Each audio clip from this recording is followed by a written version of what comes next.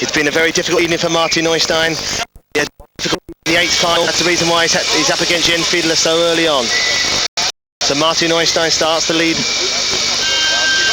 He's got to do the first lap at walking pace. Martin Neustein then, number 221, choosing to lead out. I would say probably very much the underdog here. There's a full capacity crowd here tonight in this wonderful Super Bowl, the Werner Seelenbinder-Halle. Jens Fiedler concentrating, laying right off the back of Martin Neustein, two very experienced sprinters. The homeboy, Fiedler, already turned out some 9 last 200-meter rides during the early part of the evening. Very much the home favourite. So Marty on the front, 19 times being the USA champion, 3 times he's been the world champion, 28 years of age, and when he was a young boy in high school, he used to do wrestling. He looks like a wrestler. To say that, a move by Jens Fiedler. Obviously, wants the front. He's round. He's got to be careful. They know the power of Marty. Usually, looks like Fiedler's taking it up. Come to the bend now, Jens Fiedler. He's not full on. He's looking under his arm. Marty's got to come at him. He's got to come at him. Fiedler very much the strong man here. Great big gear, but Neustein trying to come back. It's got to stay within those sprinters' lines. No, Fiedler, no competition that time. Neustein will have to change back in the if he's going to get through. I think the way to do it, Marty always ride from the front. That power. 1.796 for Fiedler.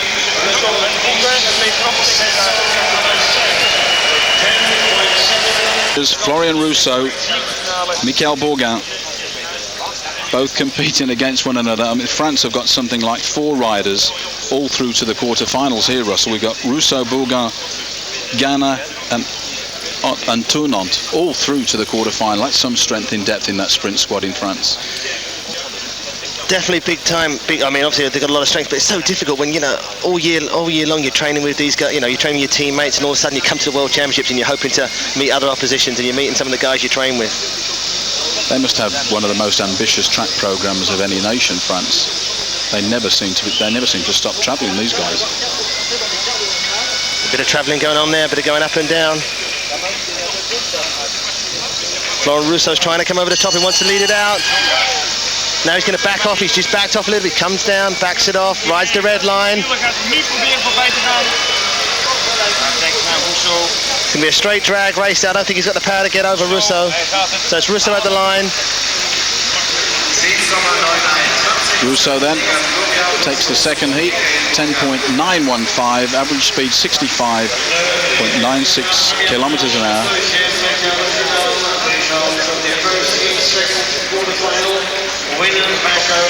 Next to go, another Frenchman, Laurent Gane of France, versus the heavy boy of Australia, Darren Hill. So go back to slow motion here. Rousseau just coming around the bend, little look under the arm to say, yeah, I've got this one, it's in the bag.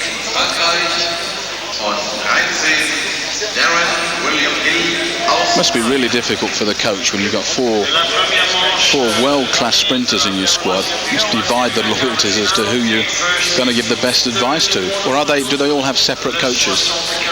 In fact, I think these two actually share the same coach in Daniel Morillon, but there is quite a lot of staff down there in the French camp. I mean, obviously, they've got a big squad. There's quite a few mechanics, there's soigneurs, there's what we call runners. All they have to do is run around. If, like, for instance, if you're sitting here and you fancy a tin of fruit salad or you fancy a drink, you just say to the guy, you know, can you go and get me a drink?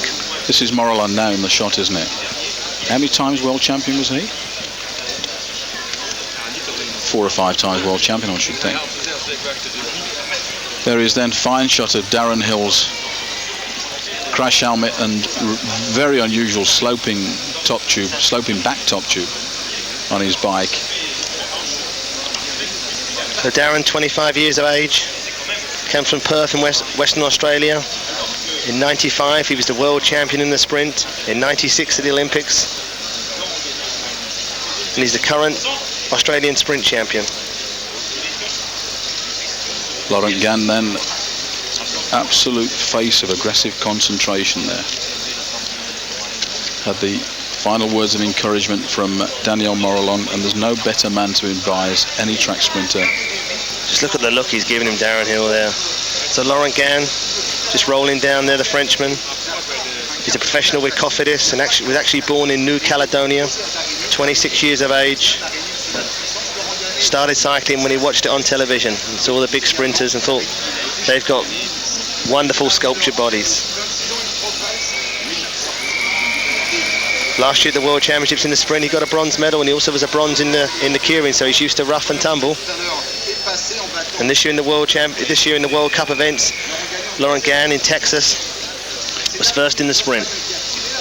Darren Hill then has to lead out for the first lap, and the rules say at no less than walking pace.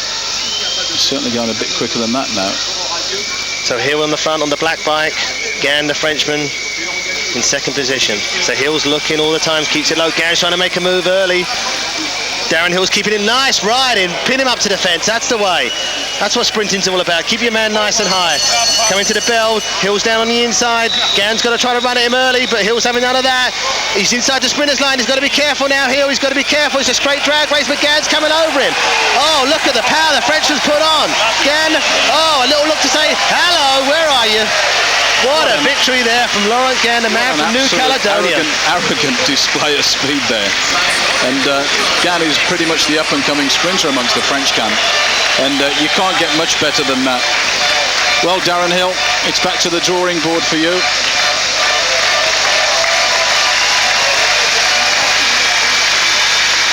And the crowd are going wild at that. They certainly love the cut and thrust of men sprinting. Yeah, Darren's have to go down now, go down to the pits now and have a chat with Charlie Walsh, the manager, and say, hey, what do I do? This French guy, Laurent Gann, has got so much track speed. When you think that Darren Hill's probably doing 60-odd kilometres an hour, and this guy's just coming straight over the top of him. Experienced and fast individual that man is, number 84. Leading Ike Pokorny from Germany.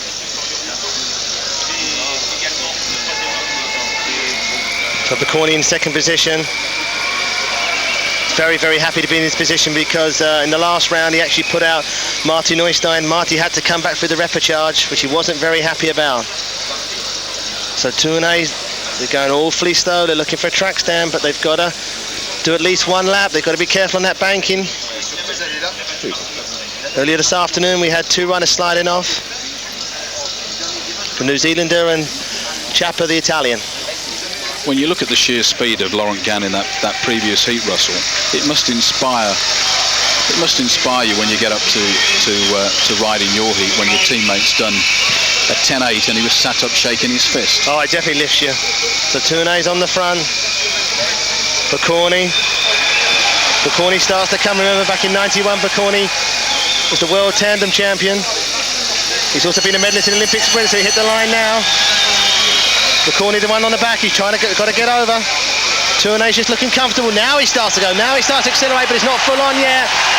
Pokorny's running in. Can Pokorny get over? Tournai's trying to do it. Pokorny's leaving it out too late. The crowd's trying to whiz him on, but oh no. Tournai got that by half a bike. Another victory for France, 11.096, almost 65 kilometers an hour. A win for Tournai of France. Yeah, shame there for Pokorny. I mean, he's been riding for a long time. He's 29 years of age. Just say he's a local hero. Back in 91, he was tandem world champion. And just a few days ago, bronze medal in the Olympic sprint.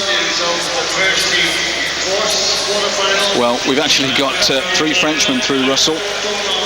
Rousseau through with a 10.9. Laurent Gann went through with a 10.8, and Arnaud Tournant went through with an 11. There might be three Frenchmen through, but we had three terrific British riders yesterday getting our silver medal, didn't we?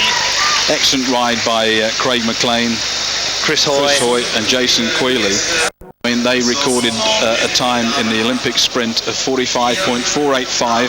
France just shaving ahead by 0.637 of a second, recording a time of 44.848. And boys, did they make our day.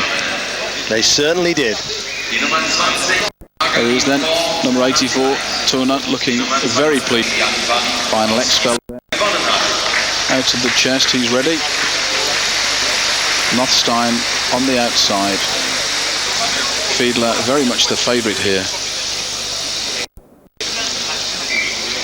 So Fiedler leads off down on the inside. He spent the early from the beginning of April to end of May in Japan doing the Kirin circuit, and has come back straight into the weights. And he's going to need all the weight training he can to beat Marty Neustein.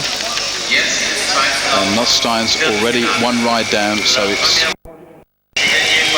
sudden death here for Nothstein. He's got to win this. Got an awful lot to do to beat this home favourite. The whole of this crowd, some 5,000, are actually shouting for this German sprinter. So Fiedler on the front now, Marty Neustein just behind. Remember, Neustein's using a special strength and power training program written by the kilometre specialist Ernie Hartwell. Fiedler almost asking Nothstein to lead this ride out. This is the position he wants. Marty wants to ride the front. In the World Championships, when he's won before, he's led from the front and showed his power. This is the time to show the power now. So Marty Neustein's on the front. We hear Fiedler's got him soon. We've got 130 metres, 200 metres to go now. This is it. These boys are going to hit 40 miles an hour. Marty's saddle, but here comes the German. Can he do it? Who's got the power? Drag race now. Marty's going down. Has he got it to the line? No, no, no, no, no. Jens Fiedler gets that. He makes it look so easy. Made it all too simple, didn't he? There was a time there when Nothstein came out of the sprinters line and flicked Fiedler, and I thought if Nothstein had won that competition, surely Fiedler would have been able to have protested because he came out of the lane in that bend. The speed of this man, the power of this man, he doesn't care how far the other guys come out. He just goes right over like a motorbike. Look at the slow-mo again there. Look, Marty's full on. His coach has got to be happy with him. He's full on. He's giving as much as he can. At this stage here, these guys are doing, what, 38 miles an hour? You just see Nothstein come out. See, he came outside and went back in there. Now, that's not allowed regulation. That's not allowed, but the German couldn't care less. He's just going so fast. He's going like 4 or 5 miles an hour faster. Look at him, look. Look. He's cool. Time to take his hands off. Wave to the crowd. Jens Fiedler then, 11.2. That's fairly slow for Fiedler when you turned out 10.7 in the first ride. He's delighted with that ride.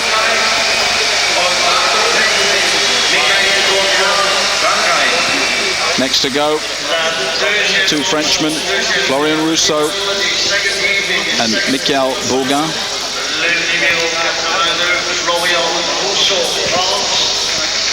Rousseau has drawn the inside, so he has to lead out.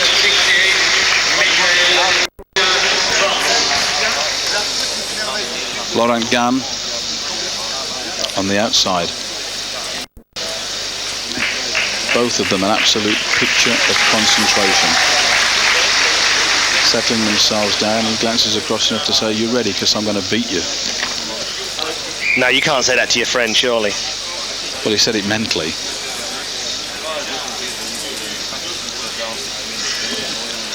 So Florian Rousseau on the front. There he is, blonde hair, blue eyes, with the blue glare. Both riders obviously on team bikes. Bourguignon there in the picture. 3rd in the National Kirin Championships. And this year he actually won the sprint in Cali in the World Cup. He's got it all to do here.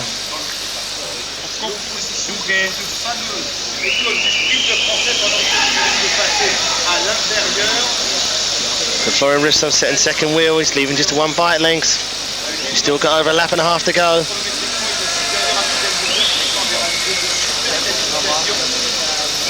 The big favourite of French cycling is sitting the second wheel. Well, he's laying off him a little bit, coming at him now, winding that gear up over the top. What a turn of speed that in that bend. Just sits up and coasts his way across the line and does an 11 dead.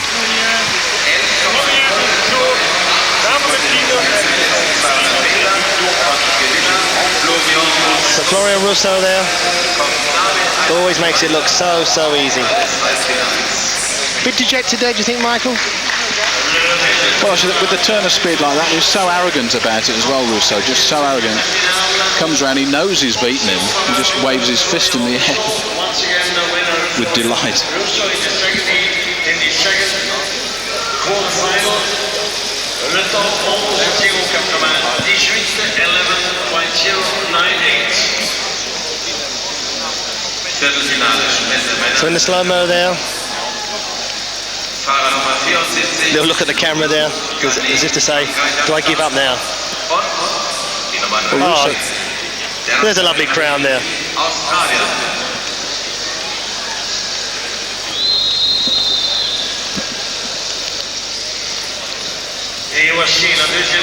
I've lost my running order here. I'm going off this.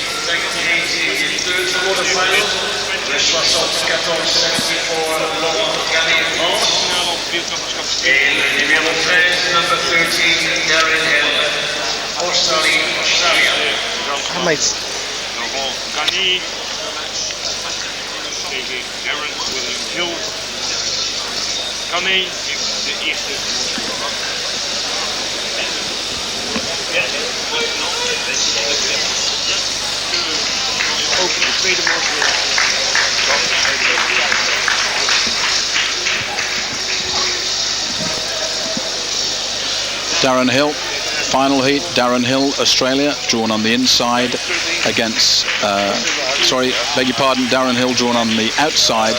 Laurent Gain on the inside. Now, this Laurent Gain guy, to me, he's showing a turn of speed. I reckon he's going to win this world title. He looks so fast and smooth. Yeah, I don't know about winning the world title, but he's already won up in this series, and Fiedler's looking, you know, it's a home sort of track. The crowd's behind him, and he's looking very, very impressive. So you're going for Fiedler? No, I'm not saying that yet. Oh, I'm going for this Laurent Gain. Well, don't say that's Darren Hill. It looks like on Darren Hill's top tube, it looks like he's got like a crocodile mouth. Yeah, the top tube slopes back as well. I think that's going out next year, isn't it, that design? Oh, we could have asked. UCI restricting that next year? Or actually taking it out?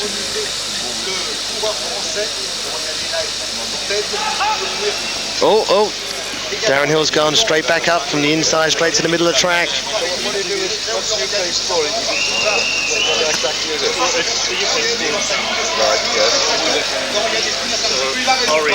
Hill's trying to feign a jump there on Gain, but this guy is just so fast at the moment. You can almost feel the tension in this velodrome tonight with these two. But Darren Hill he's obviously trying to make Gain take the front and pick it up, because Hill's not happy with the speed. Remember, Hill's 1-0 down. He's got to do something in this one.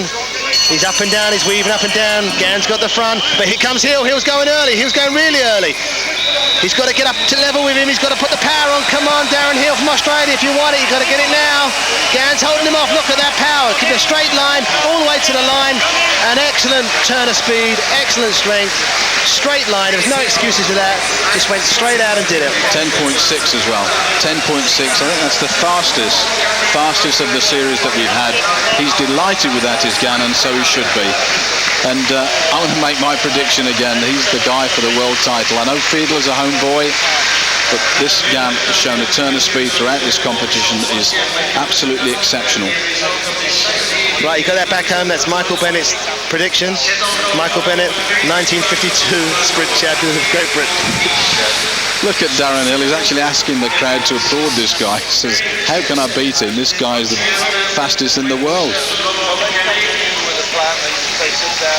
You can see Hill there. I mean, if you're going to open a nightclub, you'd have 4 guys like Darren Hill on the door. Wouldn't you? Just look at the sheer size and power of that man. So coming into the home straight here, I mean, Darren Hill did, obviously he tried really hard, but he just had nothing in reserve, nothing there. No, 10.6 for Gain, and he was coasting towards the end.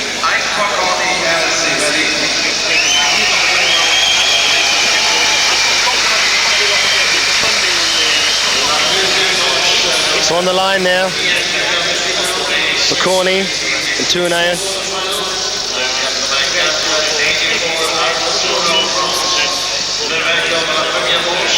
Final heat then, Arnaud Tournant from France against another homeboy, Ike Pokorny from Germany. Pokorny drawing the inside.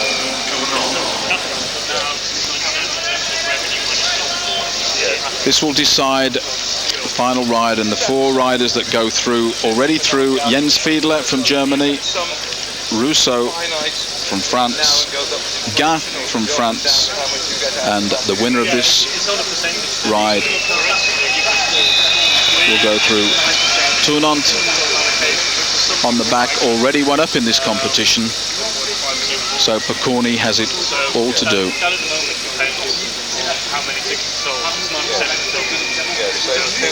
So Tournay there on the yellow look bike, comes from Roubaix,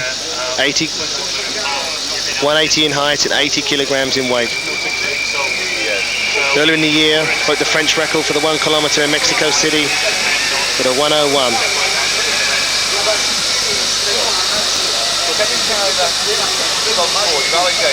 Tournant is more of a kilometre rider, Russell. Yeah, also he was a gold medalist last night in the Olympic sprint, so it's been a busy week for him. He started off by winning the kilometre, then when he went on to win the Olympic sprint, can he make him 3 in a trot? Well, sponsored by Red Bull, I think he's going to need all the Red Bull he can get to beat Tournant, because he's very much a man on form. Well, Pokorny said his big ambition in this World Championships, if he can, is just to get to the semi-finals. He's a local man. He realised how good the other riders are. He's just trying to get to semi-finals. So Pokorny's riding in the middle of the track. He's trying to keep Tournay up there out of the way. Has he got the power to keep him up? Tournay just wants to open that throttle and go, but Pokorny's slowing him down. Now Pokorny goes down, but here comes Tournay. Here he comes. Turn it on. The world champion in the kilometre, the world champion Olympic sprint. He's just playing. He's playing. Pokorny's trying. But you can't keep these French boys down. What with a final kick, 10.768. Just cross the line, then you put your little left hand down and say, hey, next time, buddy, next time. Tournant, so we've got Rousseau of France through, Gain of France through, and now Tournant of France through. What a final it's going to be. One German rider, Jens Fiedler, through to the final. Arnaud Tournant then, delighted with that ride, returned a time of 10.768. Here is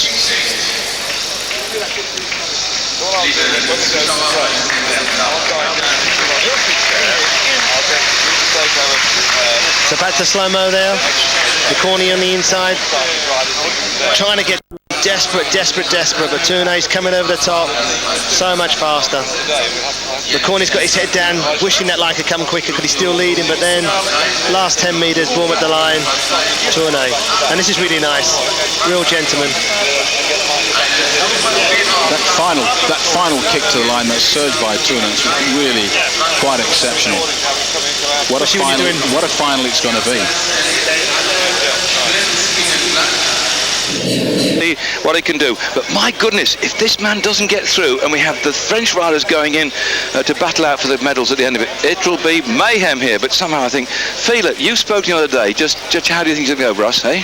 Well, I spoke to him down in the lobby of the hotel, and he was really relaxed and things like that. But that last quote, he said that just after he won the kilometre title. He was talking about the crowd and how he felt after the kilometre. And it's a fast start here by Tournay. Young lad, 21 years of age from Roubaix. Right to the professional team Cofidis. Surely he's got to try and get away from Fiedler with his kilometre speed, and wouldn't you lay off and try and come past Fiedler and catch him napping? Can he go from the front? I don't think he wants to go from the front, he just wants to actually lead from the front. So Tournay on the front. But surely he has to get a gap between so that Fiedler can't be slipstream. Because if he's now, they're one lap to go, and Fiedler can close that gap being slipstream round here. What's going to happen, Russ? Tournay's on the front, Tournay's starting to go, he's looking under his arm. Here comes Fiedler, starting to wind that big gear up. He's coming at him now. Has he got the power to get over? He's come down the home straight. It's Tournay by half a wheel. Let's have a look. The Frenchman got it on the inside just by a tyre. I feel sure. By the deathly hush in the auditorium, I think that in fact Tuno got that one, and Fila back there in second spot. So they'll go for a ride-off in the B finals. So they've got A, B, C, first, second, third finals. In fact, if the two straight victories, say Tunon goes through in the next ride-off too, then there'll be no third round. But Fila's got to come back at him, and certainly, I mean, Rusciol is sprinting expert. I thought that Fila was in the best possible position, sitting on the wheel there. He's got the speed, but he couldn't come past him, could he, eh? No, he was in a good position, but as you see, just at the line, he just left it just a little bit too late. But hey, that's sprinted for you. Look at that, a tyre. Well, the crowd in the Berlin Sports Hall here have just looked up at the large screen we've got in the back, just for the back straight coming into the final finishing bend, and there, up there, they've got an enormous screen. They just saw that one, and they were a bit aghast how close it was. So there you see at the start on your screen shows Tuno won the first of those ride-offs in the semi-finals, and then this man will have to come back in round 2 to level the score. We may go on to round 3, but now we're moving on then to the second of the semi-final. This one between Florian Rousseau, the world champion 3 times on the track now, Manchester, Perth and Bordeaux, against Laurent Gannet of France. Yeah, but let me tell you something, David, something that I don't think you know. Actually, in the French National Championships, Gannet won. Florent Rousseau lost in the semi-final to Laurent Gannet, and Laurent Gannet is a professional with confidence, and this is the big tip, Michael Bennett's tip to win the world title. Well, Gannet. Remember, this boy was born in New Caledonia, he's 26 of age. He started cycling after seeing, I think it was Nelson Vales in the LA Olympics. He thought, that boy's got a sculpture body and I want one like that. But the big thing is, Russell, here's the French with 3 riders into semi-finals, one from Germany. Germany's got a lot of sprinting talent too as well. It just shows dedication for the training program over the years. How are we going to get here sometime in the future?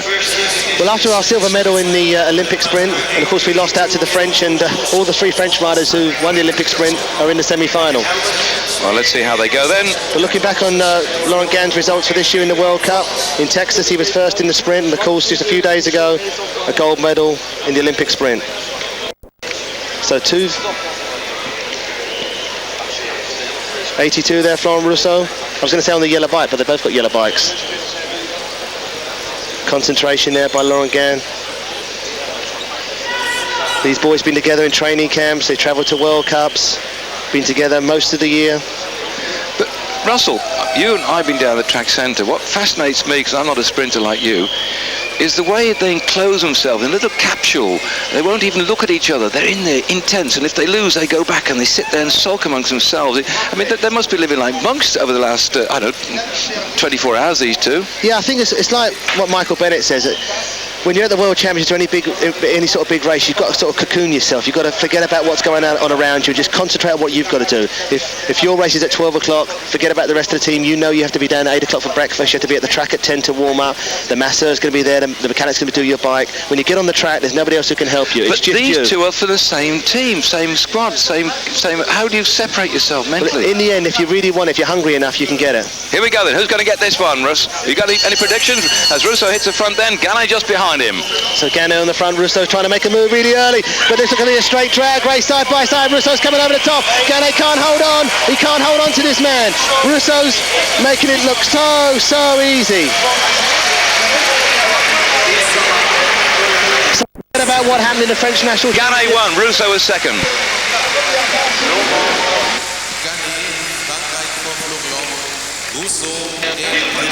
Well, Florent Rousseau defending his position as 3 times world sprint champion, taking that one. And look at him again, he comes through here. Gannet tried to come over the top, and so now he settles scores from the French championship, surges to the line, and so the Frenchman taking that second of the semi-finals, or the first as far as he's concerned. We're going to come back as well with more action all the way through on this fantastic sprinting from Berlin.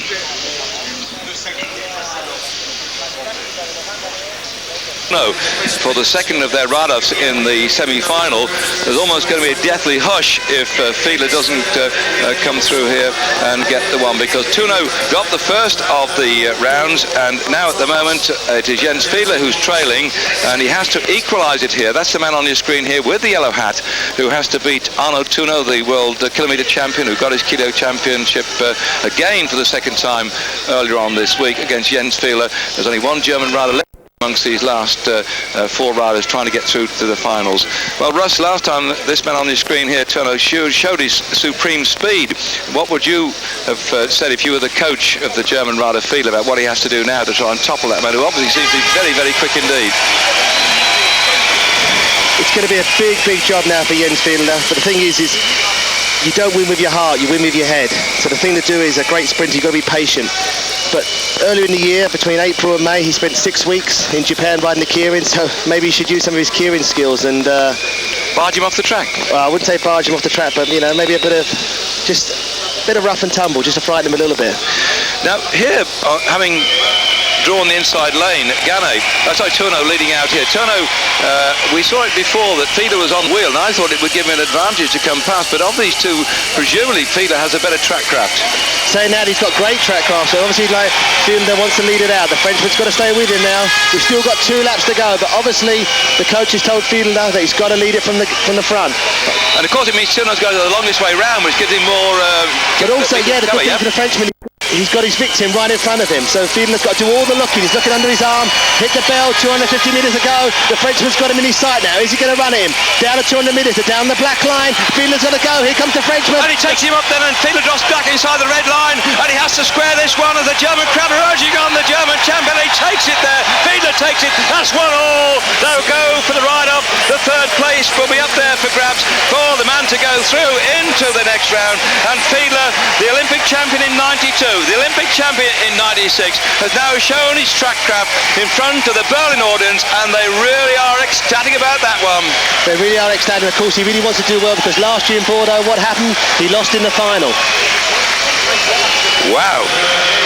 So there it is. One star each. Hey, the pressure must have been enormous down there on both of them. You see, back to the action again. Fiedler's on the front. He's just above the red line. Pushing and pushing and pushing. Do you think Ganay could have gone on the inside once Fiedler was outside the red line? No, there's no coming back there, I think. As we see, down the back straight, he's looking under his arm. He's looking. The gap's opening up. Why didn't Ganay try and come down, eh? Too late. Yeah, they're going into the banking here. He can't possibly go underneath there. He tries now, but it's too late, isn't it? No, it's too late. They're coming into the home straight now. Remember, these guys are doing, what? 40 miles an hour? Oh, plus there, but it's 42, look. Hey, that's good, isn't it? So we could still have a German in the final. Now look at these polished handlebars here, Russ. I remember the years gone by that all the sprinters had steel handlebars, steel stems. That looks like a steel handlebar too. Do the lads still have the strength rather than lightweights? Yeah, I think the sprinters, they go more for things that are safe. Just as you look down with their pedals, they all use 2 toe straps rather than the sort of look pedals. Because, yeah, you don't want to pull your foot out at 40 miles an hour. Russo concentrating. He's 1 down. The man they call the blue glare. And there's Ganay. Daniel Moore on his coach. So difficult. These riders together. 10 months of the year travelling. But surely Russo has got the greatest background of these two. Yeah, but, you know, like I said before, he did lose in the semi-final to him in the French Championship. So, you know, I know you're supposed to put that right to the back of your mind, but 3 times world champion. Russo, he's got to be in with a shout. And also 3 times kilo champion of the world, so he can go hard over 3 laps. Now then, we still don't know who is going through into the final from the first 2 pairs we've seen. They're equally matched. Here, Laurent Ganay and Florent Russo, 1 up at the back of Ganay. Russo has to square it to go to match 3. I think Russo should go to the front. Because, you know, what they always say is if you're in doubt, you lead it out. So he should get to the front.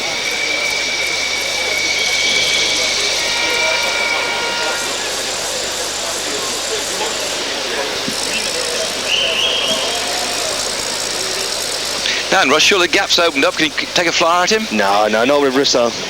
Russo can close that gap. Former kilometre champion of the world 3 times. So Russo's right at the top of the track. Ganay's in the middle looking over his right shoulder. He's got to keep his eyes on. That's the thing with sprinters. You've got to be able to ride 1 lap of the track just looking behind you. So Russo's closing up.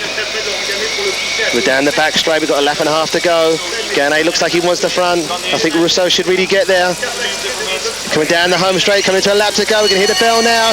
Ganay's starting to wind it up. Russo's going to run it in now. He's got to come now. He's got to get past him. He's 1-0 down. Ganay's on the front. He went off the track. Russo's running. He's coming. He's coming. He's coming. So Russo's now got to level the score by taking this one, and Ganay was all over the track. Can he come down the straight and control his bike in time as Russo throws it at the line? And that looks like 1-1 yet again. What a series of sprinting we've got in Berlin, and the crowd loving every minute of it. What a fantastic sprint from Russo, and look at him now, just concentrating, thinking back what he's just done, but he's now sinking in. He's taken the second of the heats. It's 1-1. Yeah, but the problem is now, David, if in the first heat, if Fielder goes through, these two have to ride again. They're just wearing themselves down. But both pairs are going to ride again. They're both going to third rounds. Yeah, but if what I'm saying is, if one of these French guys had won 2 straight, less work to do. So obviously they're not setting up to beat the Germans, are they? Just beating each other. Hitting each other over the head with the baguettes today. Well, that's it. Russo now levering the score. And look at the time. That was 10.664 for Russo, Russ. And the times then for Ganay, 10.8 in the first round. Tourneau 11 in the first round. And Fiedler 10.92. Russo has put up the fastest last 200 metres so far as we now wait for the outcome of the third run. On the track in front of you, he came back in the second one with a 10.925, taking Arnaud Tourneau. And so right now these two riders know this is the end. The German crowd, it's virtually a full house,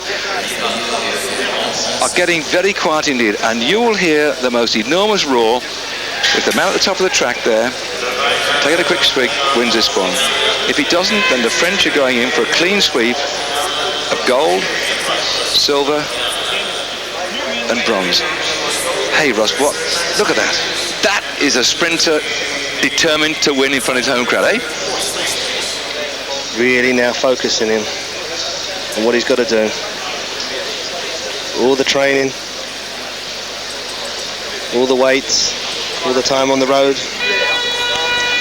He's got to get it right now. The experience, twice Olympic sprint champion. In 92 and 96. Last year he was world champion in the Keirin. But he's not won the sprint champion of the world, Fiedler. A lot on his shoulders, so that's the man in second slot. Again, Tourneau, bottom of the track, has to lead off for the first lap at walking pace. Unless, of course, Fiedler, here in the blue, with the black and yellow bands, wishes to overtake him. So Arnaud Tourneau, he fixed the pace up very, very gently. Jens Fiedler's not letting him out of his sight. He's keeping the gap within a bike length. Well, Tourneau, kilometre rider, he got the first one by going a long way. Will he do the same again now, Russ? Tourneau looks like he wants to lead from the front. Here comes Fiedler. Here comes that black bike. Here comes that black machine. He's trying to get over him. The French are frozen. Oh, yes, just like the Keirins in Japan. Fiedler's trying to take him down. Tourneau's having none of it. The French was on the front again. 100 minutes to go. The German's got to come again. Here he comes. Here he comes. And the crowd roaring on the German, but did that slow him down the finish? Had he got it to come past Tourneau on down the finish? He's thrown it, and he's got it! But will there be a rejection for the Frenchman for the barging in that penultimate lap? He said, I've got it, but wait. The commissaires will look at that run-in towards the final lap. They were pushing and shoving. He said, I've got it. But you never know in sprinting. I'm looking down to the track to see what's going on. It's where the commissaires are going into a huddle, but that was sprinting at his best. Fantastic.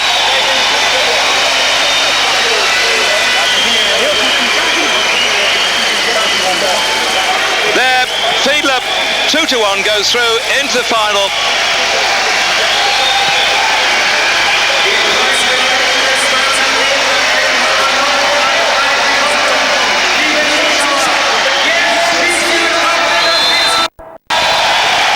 Announced then officially on the public address 11.033 for Fiedler, but here they're pushing and barging and shoving, but in reality Russell surely as Tourneau got his elbow out, 61.5 dozen the other.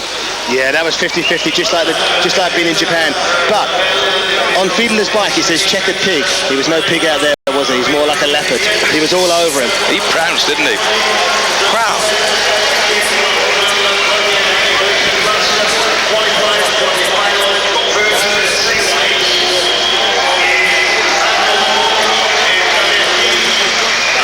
Russo comes up to ride against his countryman Laurent Ganet in the second of the semi-finals. I'm looking down at the track centre. The commissaires are very nonchalant. They're just looking round. And Giovanni, a very good friend of ours from the days when we were out there in the Tour Langkawi a couple of years ago, where he's chief commissaire, he is looking quite nonchalant about it. So it doesn't look to me there's going to be an objection. That was cracking sprinting, and that was at its best. They were using all their track craft, and now we're going to see which of these two French riders, Florent Russo or Laurent Ganet, goes through to meet Jens Fielder in the run for the gold and silver, and who will battle for the bronze against Arnaud Touno. So Ganet leads us off. Florent Russo just 3 bike lengths behind.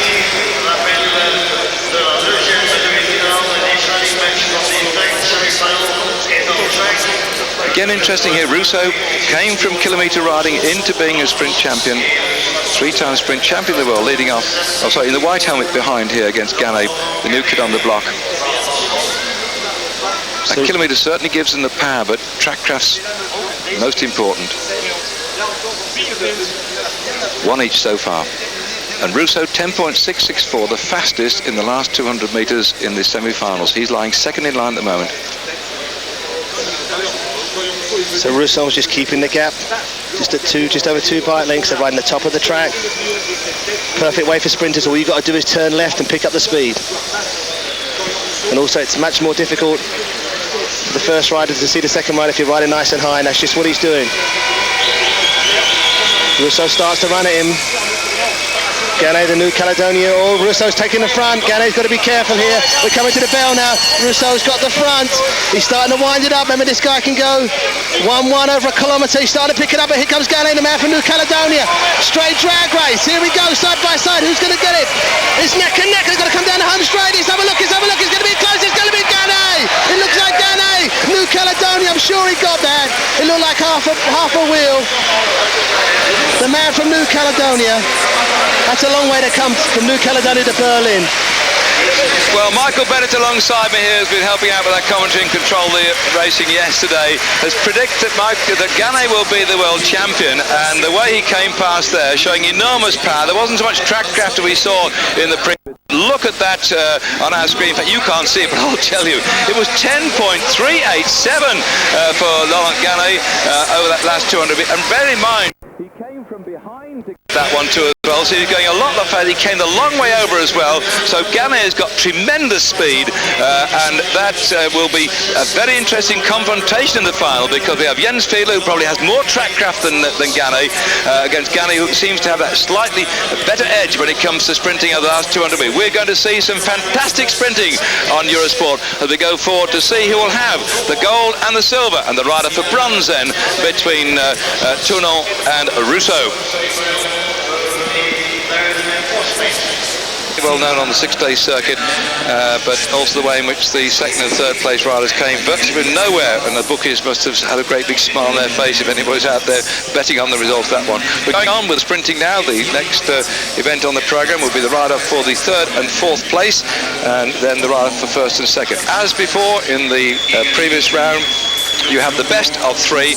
If you win twice on the trot, then that's it, over and done with. But we've seen in the semi-finals going to the third rider, and now we have on the track Arnaud Touno of France and Florent Russo. The French riders then battling out here for the bronze medal. But a disappointment, I think, for Florent Russo, who's been the multi-world champion. 3 years he's been world champion, world champion 3 times now on the pursuit, and really he would, I think, would like to add a bronze to his selection. But Arnaud Touno has been really the surprise of the series so far. He used a lot of effort in the kilometre to get his second gold medal in the kilometre time trial. He's lying there just in front at the moment. They go around 3 laps of the track. This rider for third and fourth place. So the crowd have just settled down after a fantastic points race, but we can have some more action here. Those were the whippets in the points race. These are the bully boys. Come on, Russ, predict this one. Hot seat, hot seat, hot seat. Here you go. Tell me Russo. Yeah, I'm going to go for Russo. Russo's in the back with the white helmet. So So we hit the line now, 250 to go, comes the 200-metre line. If Russo's going to win it, he's got to go now. Russo in second place, he's starting to run at his man now. He's starting to come, he's up on his shoulder, and he cruises up the line.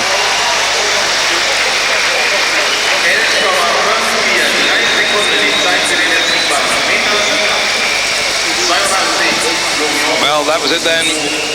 So Russo knocked out of the competition by Laurent Ganay, his teammate, now going up one in the run-up for the bronze medal. And the reason I picked up him then to try and think that he would probably be the best of these two, Russo versus Toulon, that Toulon's had a very hard series so far, riding in the Olympic team event as well, and coming up through from the kilometre likewise. And Russo, the much more experienced rider of these two in terms of riding the track, just waiting for his teammate to fade as he did so. So it looks like Russo, if he keeps this up, could go on to the bronze medal. The question is, who's going to take the silver and the gold? The French have done tremendously well. Out of the final four riders, riding up for the gold, the silver, the bronze, and the fourth place, nothing to look at when you get the snapshots on your wall. The French have got 3 out of the 4. So now we're going on to the rider for the gold and silver. First match. As before, it's going to be the best of 3. 2 straight rides, that's it. If not, we go to the third one. Jens Fiedler of Germany, Laurent of France. Ganay at the top of the track. There he is. At the bottom of the track.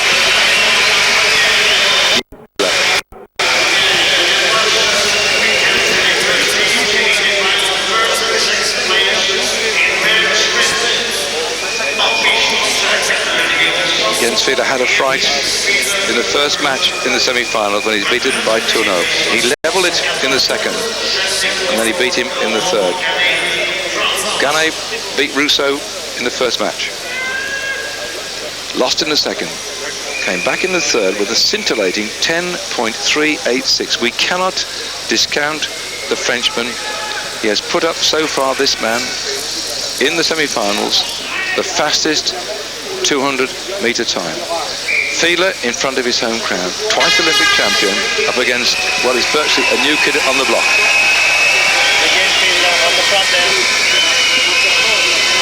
Jens Fiedler on the front there, man mounted himself. It's always amazing how these boys start off so slowly, and they can go from 0 to 45 miles an hour in 25 metres. Twice Olympic champion. He's finished twice second in the Champions of the World, Fiedler, in 97 and 98, against Ganay, who doesn't have quite the same track expertise. What would you do, Russ, in this position if you were Ganay? Because this is different, isn't it? Well, the difficult thing for Ganay as well is also because Jens Fiedler goes to Japan every year, early season. Well, I say early season for the Japanese racing from April to May. So he's not there for the early World Cup, so they can't really gauge, you know. But they've been watching him through the rounds. So there he is, man mounted himself. Jens Fiedler's on the front, starts to pick it up. There's a little bit of flexing around there. They're just playing games. Here he comes, he starts to pick it up again, he's looking under his arm. Oh, Ganay looked like he was trying to come underneath, but there was no room. Fiedler closed the door. Now we're coming into a lap to go. Still looking, they're still playing. Ganay's coming on the inside, Fiedler's taking down. He's got to take him down off the track. That's the way to do it. Don't open the door for him. Here comes the German. What's Ganay going to do? Ganay's going to come, but the man on the front's doing 40 miles an hour. Can Ganay come over? No chance. Objection, though. He's objecting. He's waving his fist. He's saying that wasn't fair.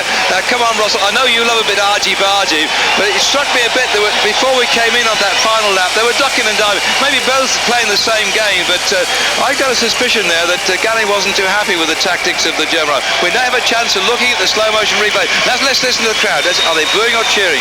They're a bit numb. The cheering is sort of, well, we might have, we might not. Listen. It's not the sort of boy we've won. I got a suspicion that... No, I'm looking down the track centre now. You take the reviewers through. Go on, I'll look down the track centre, see what the judges are going to do. Go on. Perfect sprinting. You try to come on the inside, I'm going to shut the door, buddy. I'm not giving way. That's the way to do it. Perfect riding there by Jens Fiedler. So we come back into the home straight again. It's all over by now. There's no Ganay's going to come back from that. Now he gives his finger a little wave. That's easy to do when you've lost. Shake your head as well. Mr. Williams, the commissaires are gathering around the monitors and rerunning the tapes, and they're looking very carefully. You can see it here. This is the point, and here we are. Giovanni on the left-hand side, just behind the man in white here. One of the chief commissaires is beginning to look, and when I get the views of Michael Bennett, who was standing there, and he had view not on the screen but looking down the track. What do you think, Michael? David, to me, the way Fiedler is riding, they're the sort of the throws of a desperate man. I think he knows that Ganay has got the edge on him in speed.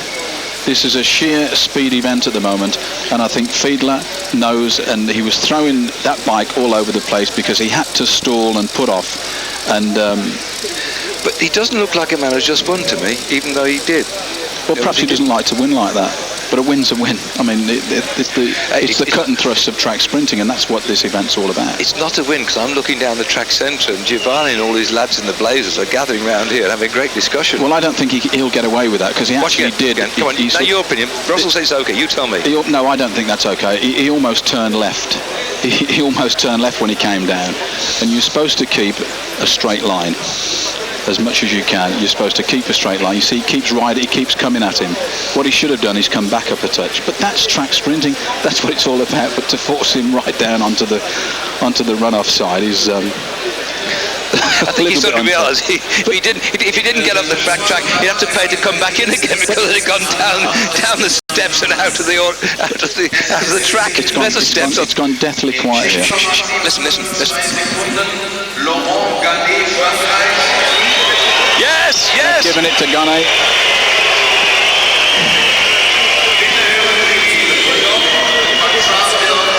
That said it all. The boost, the crowd, the waving the French flag. Fiedler now has been stuffed back in the second spot. Ganay the winner, round one.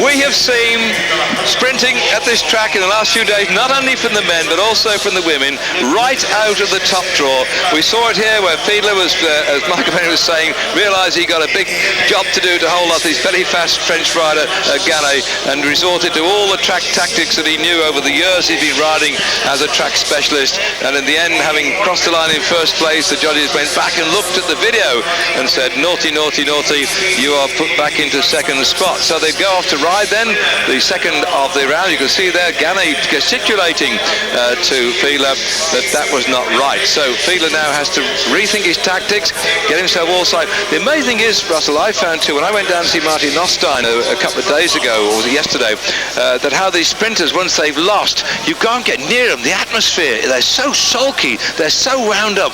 Boy, you know, they might give you a stripe across the face.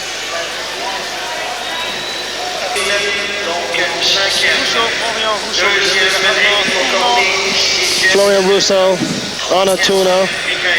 Rousseau 1 up at the moment in this semi-final.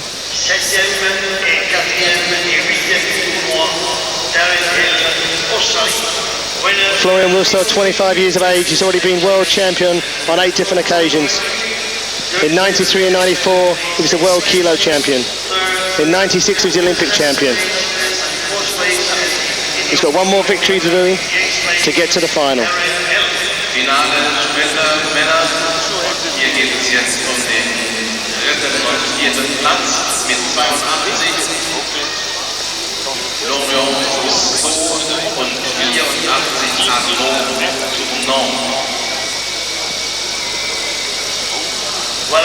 Tourneau there in deep concentration. He can't make any mistakes now. Another loss, and he's going for the bronze medal. So Rousseau, who's riding the middle of the track. It's a bit difficult when you ride the middle of the track because you've got to look left and right. Got to be so careful.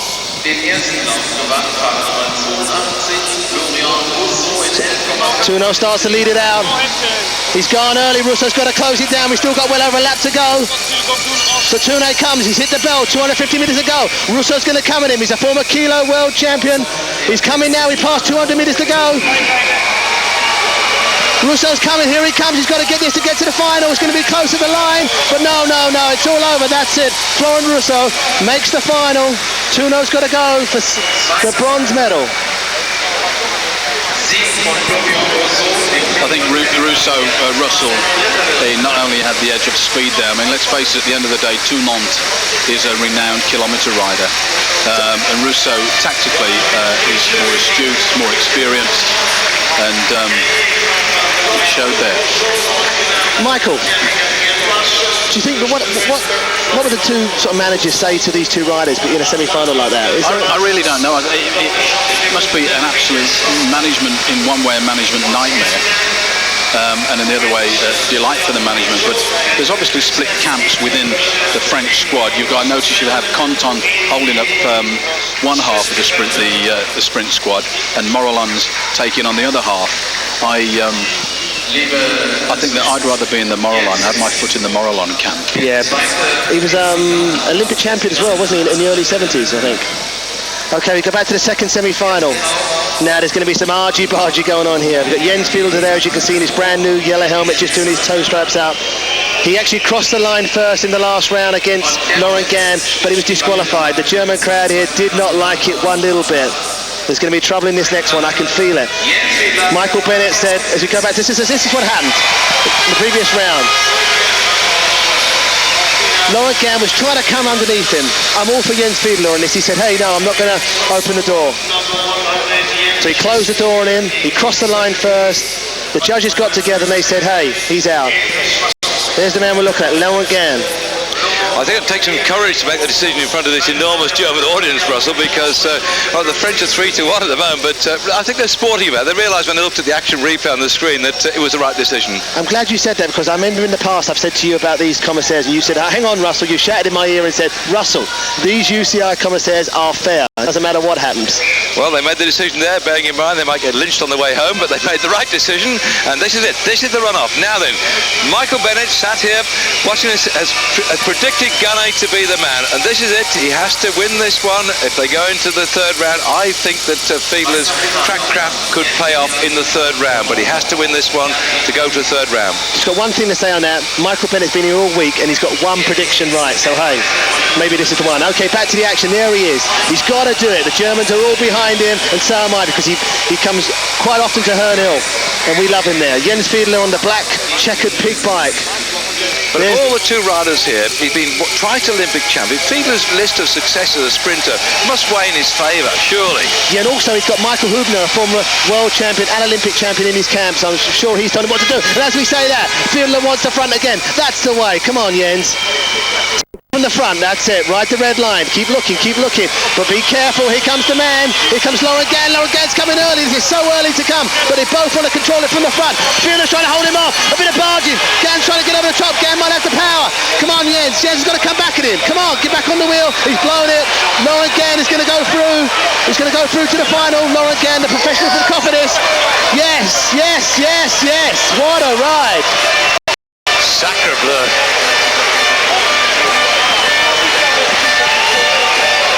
Will somebody tie Michael Bennett down to his chair, predict this man's going to win? And will somebody also come along here and buy 6,500 pints of beer for the Germans, who need to slake their thirst and do away the disappointments? Because I think somehow they're going to have to drown their sorrows, not celebrate tonight, because we've now got the French going for 1, 2, 3. They're going to sweep the medals in Berlin.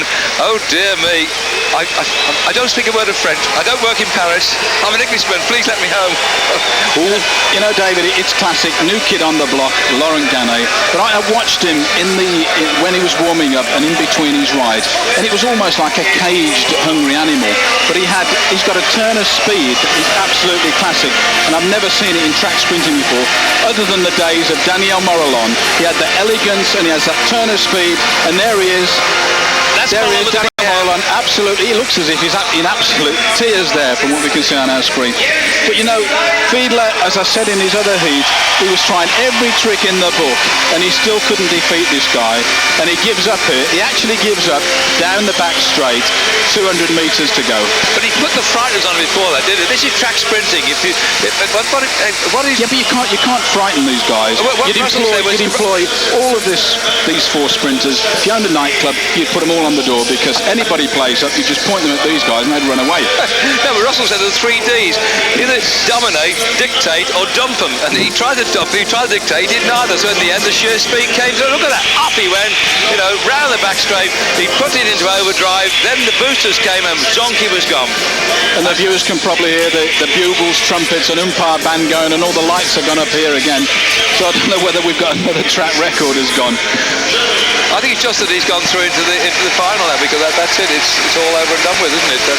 I do like Ganet's gloves. They're either goalkeepers' gloves or they're boxers' gloves that they put on inside the boxing mitt. Yeah. So that's it then. We've got the ride off there. We now know where the gold medal or silver medal is going. But the thing is, you know, and the bronze as well. This sprinting being phenomenal, and we've seen the cracking racing.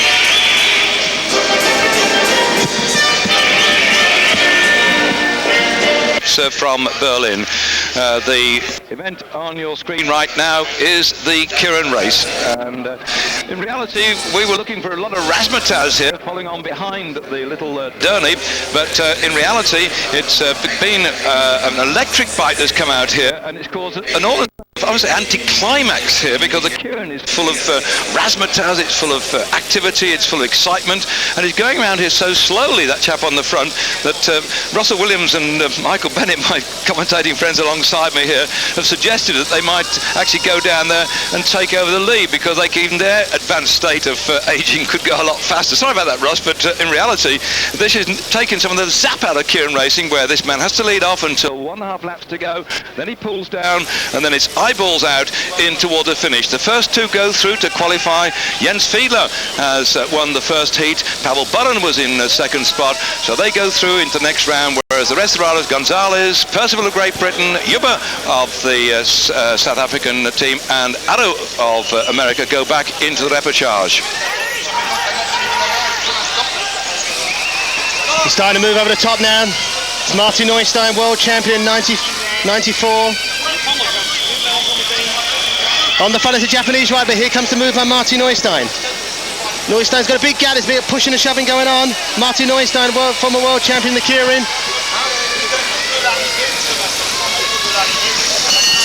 He comes to the bell lap.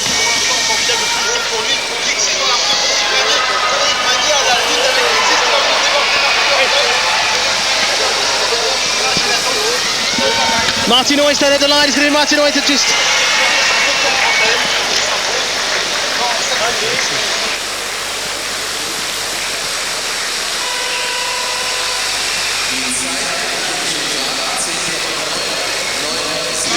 Well, that ride off there was pretty clean. I don't think we get any of the disqualifications like we got in the first round when Arrow got shoved out. The time 10.997, and we'll wait for confirmation of the result for you of that, the second of the Kirin finals or rounds, and then we're moving on to 3 next to come. Here they come. Let's look again at the replay here, Russ. Yeah. I think at the moment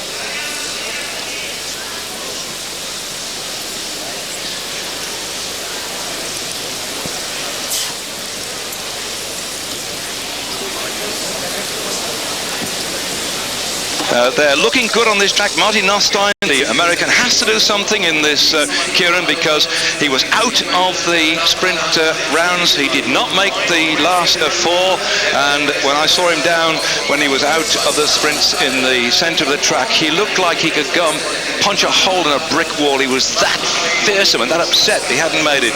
He's been steaming since then, and now he wants to do something about it. So the decision there that Magnier got that one, 10.997. Nostein was in second spot, and behind you see the rest of those riders: Kixis, Dandenel, and Yamanada, and Salinkov, Benjamin, all have to go through into the next round. And one of the big favourites in this has got to be Laurent Gann. He's already world champion in the sprint, world champion Olympic sprint, and he was 3rd in this event last year.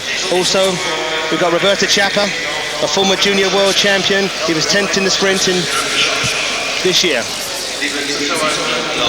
So Gann, Chiappa, Berzins, Jelebik, Trubisky, Escorada from Spain, and Lausberg. Well, Soren Lausberg will get, I'm sure, a lot of support as he goes round here. Let's see how he goes in this particular heat then. Next one to go, heat number 3. So Lausberg, 30-year-old, comes from Clary in Berlin, 3rd in the Olympic sprint and 6th in the kilos already. Lining up, and this particular time it's the same action as before. There in the centre, the chief commissaire has already moved down to the track. I like this, Michael Bennett alongside me, that Giovanni Miglia, the Italian commissaire, you and I worked with him the Tour of Langkawi 12 months ago, he's come down here. I think he's reading the riot act, these chaps, just to make sure they have a fair fight, eh? Yeah, I actually saw him at breakfast this morning, and he said it's one day he was dreading. But let's just remind ourselves what this event is all about. It's 8 laps. They have what we term as a derny, although, as David said, they've taken the sting and the noise out of the derny this year, which was traditionally a toned-down motorcycle. They've now got this electric bicycle with a rider on it. The derny has to ride around the track, picks up speed to 25 kilometers an hour. The riders then, the lead rider that's drawn on the inside, which in this instance is the French rider, the derny then swings off with 2.5 laps to go. There it is, there we see the derny motorcycle, electric bicycle, looks rather strange, and the guy is actually clad in traditional Japanese Kirin clothing there, David. He'll swing off, and then the lead rider has to lead whilst he's behind this. If a rider overtakes the derny, he's instantly disqualified, and then it's every man for himself. But the chaps at the back here can also change places, can't they? I mean, the fellow in front has to be there, but if say the last fellow here, Lausberg, wants to come through, he's allowed to come up to the top of the track provided he doesn't go past that first man, eh? That's right, that's quite right, and the place to be here, although if you're a bit of a roughneck, the place to be is in 3rd or 4th wheel, but when you've got riders, as we've got in this seat, like the Italian Chiappa, anything can happen, and you'll notice nearly all of them are wearing full-length gloves as well. In case they fall off, or they're cold. In case they have to hit somebody. Or boxing gloves. It's not that cold, by the way. It's very warm indeed down here. And so we move on then to heat 3, and on the track at the moment. Come on, Ross, who do you predict out this one? Well, I'd like to pick Chiappa because I feel sorry for him because he's already crashed twice this week. He crashed once in training when he had a rear flat, and also he fell off the O in Haribo a few days ago in the sprint. What about Ganni then? Sprint Victor, lying second in line here, 3rd last year in Bordeaux. What are his prospects? Yeah, but he's won so much already, hasn't he? He's already the sprint champion. He's Olympic sprint champion. You know, you can't be selfish, can you? But he got big because he was 3rd last year.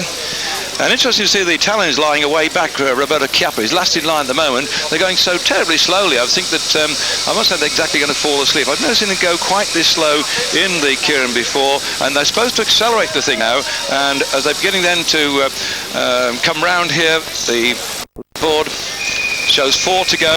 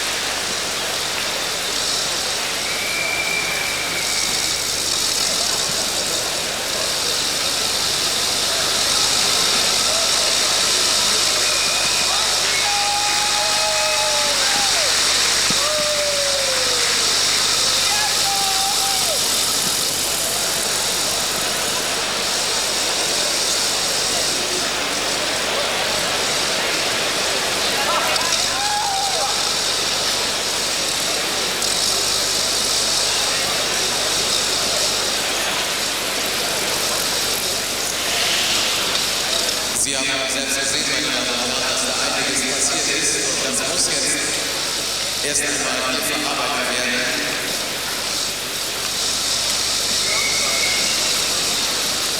Deshalb die ganz kleine Pause. Es ist wirklich unglaublich, was wir hier auf dem Bild sehen. Das kann man mit bloßem Auge oft auch nicht sehen, indem man nicht sieht, wie Fahrer auf einander beobachten, ob jemand innen durchgeht oder etwas anderes. ¿Se ha quedado el último que acabo de ir? ¿Se ha quedado el último? Yo no sabía que se quedaba atrás.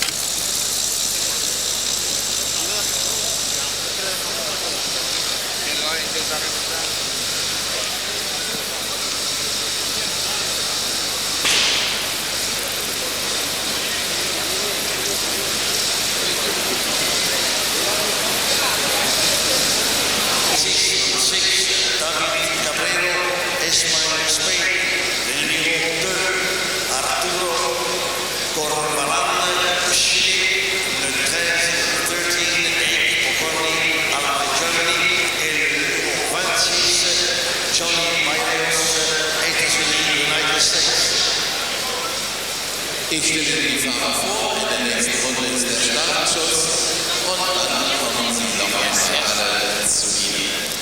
Thank you, darling. Übrigens für den Ausfall wurde 4. Platz.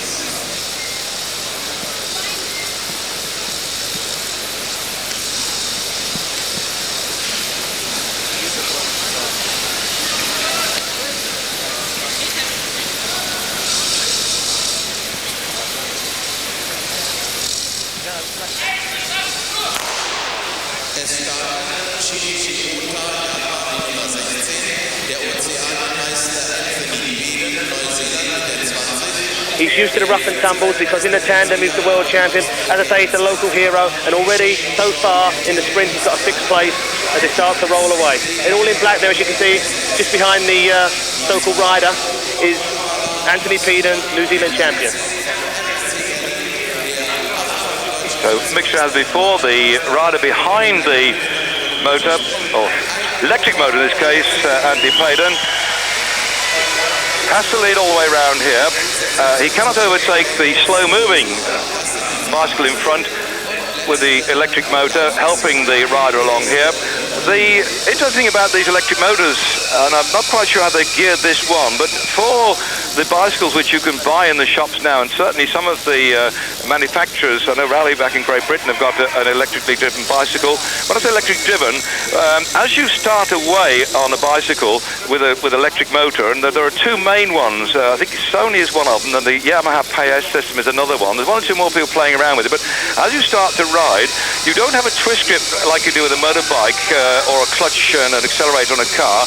The thing automatically senses the pedal pressure. And as you're going along, let's say you're going shopping or you're going off to work, as you get on your bicycle and you start to ride, the first 10 or 15 yards, the bike is needed to move forward, you need to move forward. As you press on the pedals, there's a sensor which the motor switches in automatically, takes the bike up to a speed of around about 12 miles an hour, 12 to 15 miles an hour. In fact, I think the maximum is 15 miles an hour for normal use out on the road. Then once your pedaling is going and the motor senses that you can now take over, then you start to pedal it. Now when you come to say a hill, it becomes hard again. The electric motor switches in and helps you up the hill. So that's the way it goes. That's what electric motors are all about. And now they're using it here, but they have to go up to 40 kilometers an hour. So they may have found a way of putting in a different sensing mechanism to make the bike go faster. Good to see you on the back there, Dave. The young American, he's 22 years of age. He comes from California. He's 4th in the US Nationals. He's desperately trying to get on the wheel of Kelly because he thinks Kelly's the man for it.